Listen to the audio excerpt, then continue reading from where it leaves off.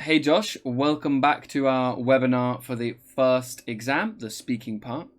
Here we are looking at a really interesting document.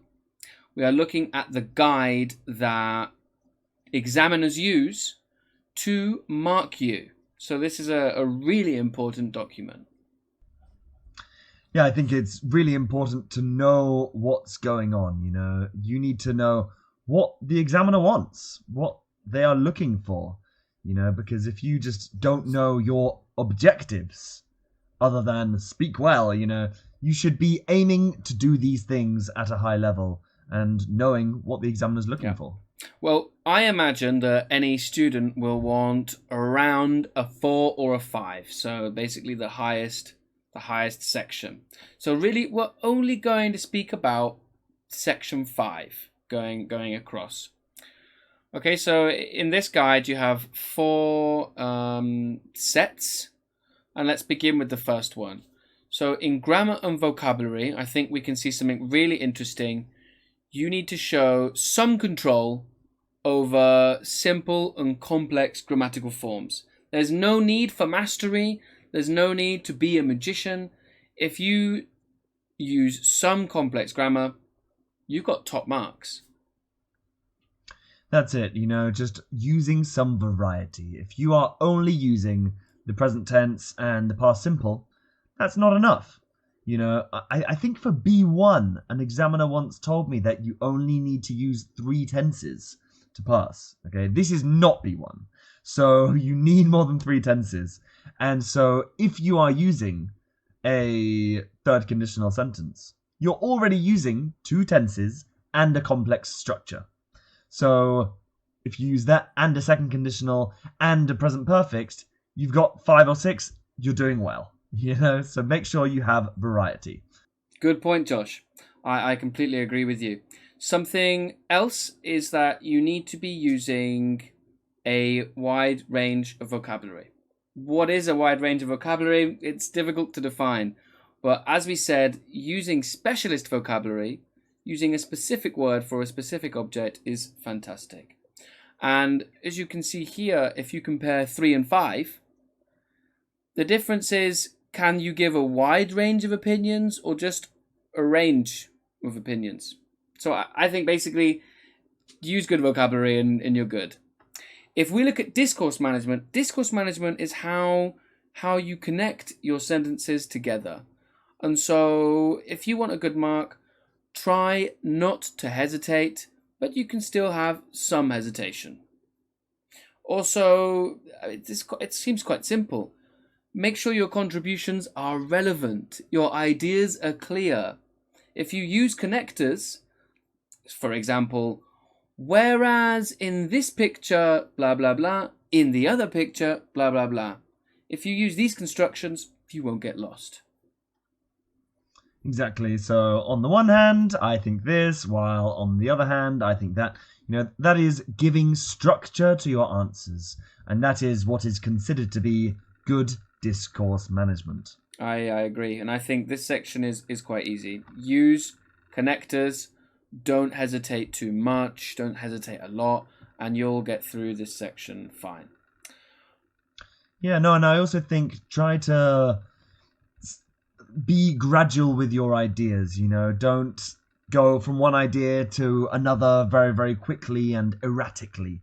That's really, really important. If you're just talking and then suddenly you go, oh, but I also think, oh, no, but is it that? I'm not sure, but what was I saying? Oh, but anyway, that I'm speaking, but I'm not saying anything. Exactly. I'm not contributing ideas, and even though I'm speaking like a native, like a native might, if they are very erratic with their ideas, it's not good for the exam. That's really true. And so if we look at pronunciation, there is something really, really important that we can talk about, and that is you don't need to have an amazing accent. You don't need to have an amazing accent. You don't need to sound like you come from a certain English-speaking part of the world. It says here very clearly, your speech is intelligible. I can understand you. The other thing is that your intonation is appropriate, where the intonation in the word is. So I think we have this, I want to say, Josh, an expression, we have this in the bag if we are intelligible and we speak correctly. Yeah, just as long as you can be understood, So I think that I've had students in the past who try and speak as quickly as possible because they think that shows that they are good at English. And then what often happens is that I can't understand them because they are jumbling their words and they're speaking really quick and I can't understand what they're saying, and that is not intelligible. It's better to speak a bit more slowly and clearly than quickly and unintelligibly. I completely agree with you. And for me, that is the end of that section. Yeah. The last thing that I just want to add is that I always tell my students is there is a big difference between accent and pronunciation. Yeah, you said you don't need a perfect accent, and Casey is completely right. But pronunciation, yes, you do need good pronunciation. If you are saying vowels completely incorrectly or just not pronouncing ed endings, it doesn't need to be perfect, but not pronouncing them at all, saying wanted instead of wanted, for example, that's when you start to have problems. But so focus on pronunciation and not accent. I completely agree, and that's a good summary for that section. Yeah. The last section is about, I think, the part 3, the conversation. Because interactive communication is all about talking to each other. And it's obvious here, if you want top marks, all you need to do is to initiate conversation and respond appropriately, like we said in the tips and tricks section. And you need to be able to develop an argument. Yeah. No, exactly. So it says here we can see that they are negotiating toward an outcome. That the person is trying to achieve something with the other person. Okay, so that's so related to what we were saying in our last section of the webinar, that you are agreeing and disagreeing and trying to come to an agreement. Yeah. And not saying, well, I completely disagree. Yeah, in fact, I feel like the first bullet point is part 3A, and the second bullet point is part 3B. Yeah. And that's it. Exactly. Yep. You're responding to people, and you're asking questions, so there's that, and you're saying, well, I appreciate what you said, or just like Casey said, I think that. Those little sentences are, as long as you're using them correctly and relevantly, that's how you get the top marks in this section of interactive communication. Excellent. And so that's it for us. We have just looked at the 4 parts of the assessment guide that the examiner will use to assess you.